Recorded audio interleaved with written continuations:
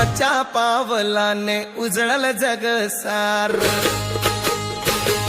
भीमाच्या पावलाने उजळल जग सार.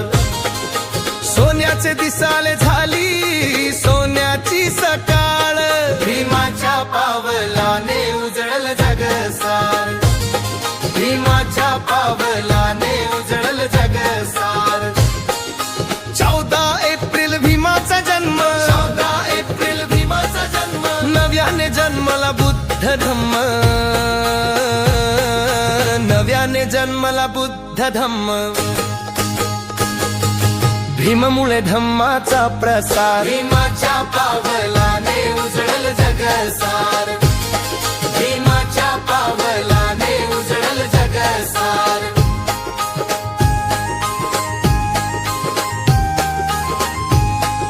निळ्या पताका उंच फडकल्या, रंगीत रोषणाई चमकल्या. भीम नावाचा जय घोष झाला, प्रेमाने उत्सव साजरा झाला, आनंदाचा झाला सागर पार. भीमाच्या पावलाने उजळल जग सार, भीमाच्या पावलाने उजळल जग सार.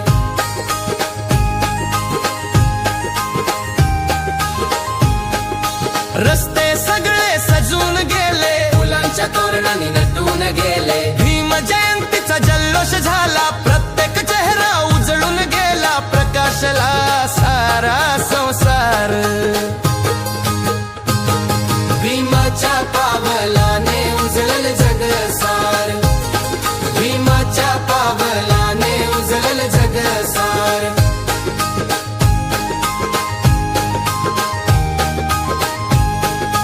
मंच सजले निळ्या रंगात, भीम विचारांच्या संगात. ज्ञानाची गाणी गुंजत आहेत, जय भीमच्या घोषणा होत आहेत. भीम नावाचा अभिमान अपार, भीमाच्या पावलाने उजळल जग सार, भीमाच्या पावलाने उजळल जग सार. निळा ध्वजना भात डोलतो, भीम विचारांचा संदेश देतो. फुलांच्या वर्षावात स्वागत, प्रेमाने चालली मिरवणूक, आनंदाचा भरला दरबार. भीमाच्या पावलाने उजळल जग सार, भीमाच्या पावलाने उजळल जग सार.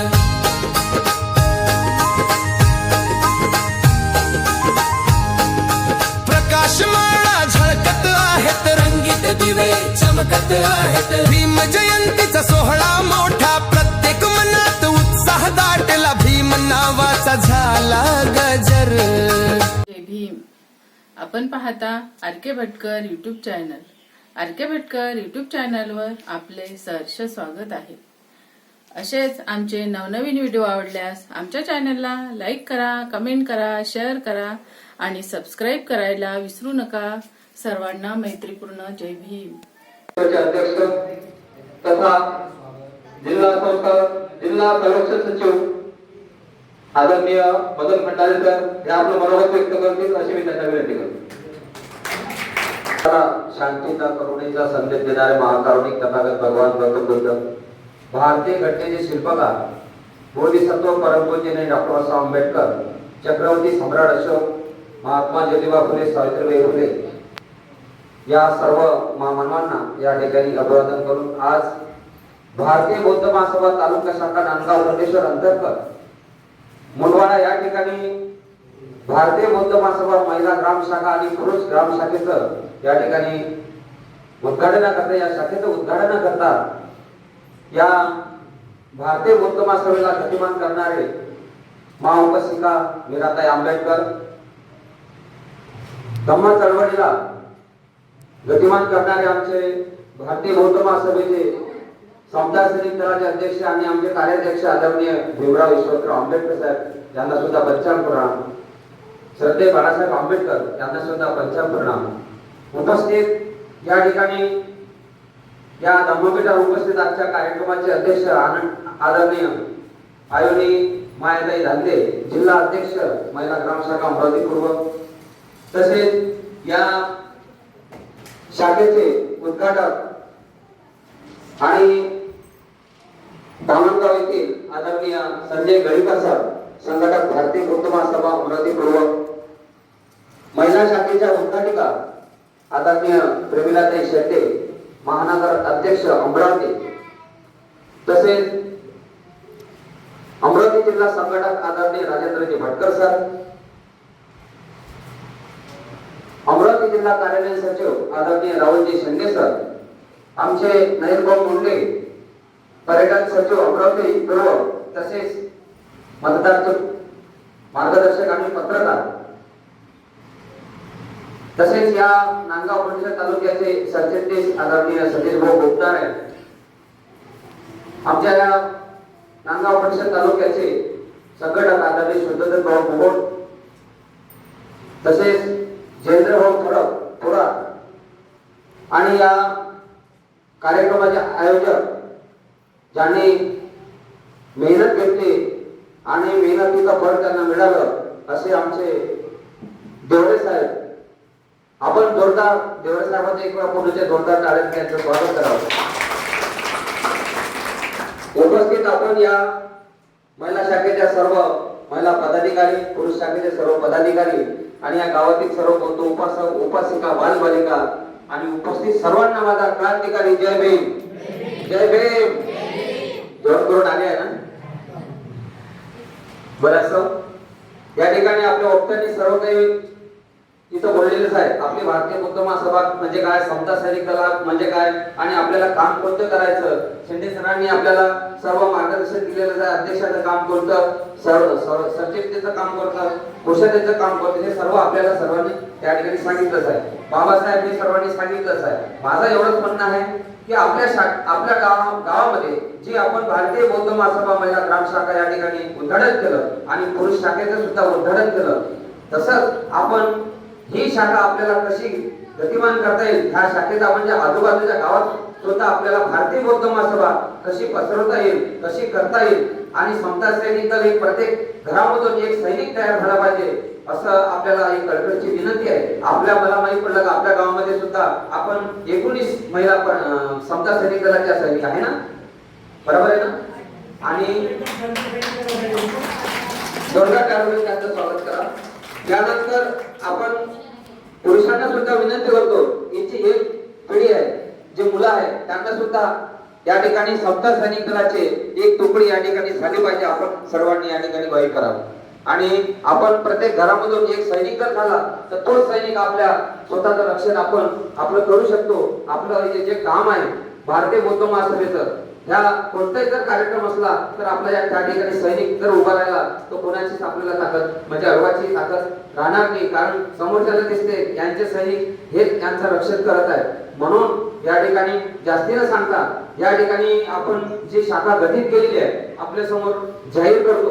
कारण आपल्याला त्या काळात बाबासाहेबांनी दिला तोच मान सन्मान आज आपल्याला भारतीय बौद्ध महासभेमध्ये मिळत आहे. हे खरोखर फार सौभाग्याची गोष्ट आहे. हे करत असताना फक्त आपल्या सगळे घरचे काम करून आपल्या जबाबदाऱ्या सांभाळून समाजाचं आपण देणं आहोत. बाबासाहेबांनी सांगितलं होतं की तुमच्या कमाईचा 20वा हिस्सा जसा द्या समाजाला, तसंच तुमचं जगत असताना तुमचे महिन्यातले 5 दिवस तरी हे समाजासाठी द्या. जर तुम्ही ते दिवस दिले नाही, ती वेळ दिली नाही, तर उद्या आपल्या मुलांचं भविष्य हे फार अंधारात राहणार आहे. तुम्ही इथे मुलांच्या संस्काराचे शिबिर सुद्धा राबवू शकता. तुम्ही इथे त्यासाठी आम्हाला पत्र देऊ शकता. तुमच्या तालुकाध्यक्षाकडे पत्र द्यायचं, तालुकाध्यक्ष जिल्ह्याला पत्र देतील आणि तिथून तुमच्या मुलांसाठी इथं 10 दिवसाचं शिबिर येण्यासाठी एक शिक्षक येणार आहे.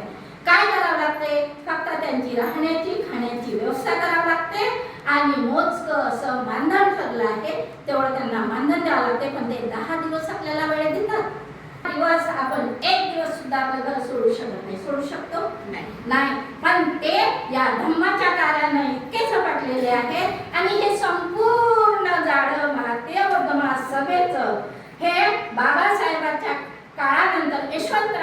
सांभाळलं म्हणजे त्यांचा मुलगा यशवंतराव गेल्यानंतर मीराताईनं सांभाळलं म्हणजे त्यांच्या सुनबाई ते झाल्यानंतर आता त्यांचे नातू भीमराव यशवंतरावजी आंबेडकर हे सांभाळत आहे. भगिनींनो, एक लक्षात ठेवा, आंबेडकर घराण्याशिवाय या समाजाला कोणीही तारू शकत नाही. आज आपण सर्व जे आहोत ते आंबेडकर घराण्यामुळे सुरक्षित आहोत. आज एकच माणूस असा या देशामध्ये छाती ठोकपणे सांगतो आहे आणि या देशाच्या पंतप्रधानांना चॅलेंज देतो आहे. एवढी ताकद या देशामधल्या एकाही ना मंत्र्याला, ना संत्र्याला, ना कोण्या सामाजिक कार्यकर्त्याला नाही आहे. ते प्रकाश आंबेडकर देत आहे. हे एवढं मोठं पाठबळ आपल्या पाठीमागे आहे आणि आपल्याला त्यांचे सुद्धा हात पक्के करायचे आहे. जरी इथे तुमचे 40 गाव असले, 40 घर असले तरी सरपंच हा तुमचा होऊ शकतो. सरपंच हा तुमचा होऊ शकतो कारण तुमच्या एकीचं बळ आहे. हे एवढी क्रांती आपल्याला महिला आणि पुरुष मिळून करायची आहे. तुम्ही जेव्हा जेव्हा बोलवा तेव्हा तेव्हा आम्ही यायला तत्पर आहोत एवढंच बोलते आणि तुमच्यावर जबाबदारी सोपवून जाते. तुम्ही ते पूर्ण करा ही आशा करते. एवढंच बोलते. जय भीम, जय भीम, जय भीम, जय भीम. बोलायची मला ही चालायची संधी हे मला ज्या बाबासाहेबांनी दिली त्यांचे अनंत उपकार माझ्यावर आहे. कारण या देशातलं शोषण इतर समाजामध्ये फार मोठ्या प्रमाणात आहे. भारतीय बौद्ध महासभा ही इतकी नेक संस्था आहे की आमच्या केंद्रीय शिक्षिका या आमच्या घरी येतात, आमच्या घरी येऊन 10 दिवस राहतात आणि एक आमची बहीण, एक आमच्या गावाची लेक एवढा आम्ही त्यांचा सन्मान करतो आणि ते 10 दिवस आमच्या महिलांना प्रशिक्षण देतात. पण देत असताना ते कधीही पैशाचा लोभ करत नाही. त्यांना संस्थेनं दिलेला जो मापदंड आहे त्या मापदंडामध्येच त्या शिक्षिका काम करतात आणि अशा हजारो नाही लाखो शिक्षिका या देशाच्या 24 राज्यामध्ये काम करतात आणि सर्व भाषेमध्ये काम करतात. ही एवढी उपलब्धता या भारतीय बौद्ध महासभेनं महिलांना दिलेली आहे आणि तेही एवढ्या नेकीनं. आम्ही पुरुष आणि महिला जेव्हा काम करतो तेव्हा आमच्या तसूभर सुद्धा बहीण भाऊ आणि धम्माच्या भगिनी, धम्माचे भाऊ एवढं पवित्र नातं या भारतीय बौद्ध महासभेतच मला बघायला मिळते आहे. नाहीतर कुठेही मिळत नाही. म्हणून आपण खूप काय भाग्यवान आहोत ज्या बापाच्या भरोशावर आज तुम्ही हे तुमचं स्वतःची वास्तू तयार केली. स्वतःच्या वास्तूमध्ये बसलेले आहात. कोणी इथून तुम्हाला उठ म्हणणार नाही आणि कोणी इथून तुम्हाला जा म्हणणार नाही. एवढं स्वातंत्र्य हे आमच्या बापाने आम्हाला दिलेलं आहे आणि हीच ती भारतीय बौद्ध महासभा आहे.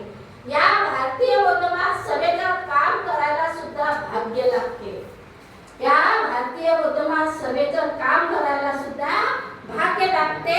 जिच्यापर्यंत ही भारतीय बौद्ध महासभा पोहोचली, ज्या गावामध्ये ह्या महिला संघटन झालं त्या महिला, आपल्याला पैसे नाही पाहिजे, आपण धनवान पाहिजे का, आपण माणूस पाहिजे.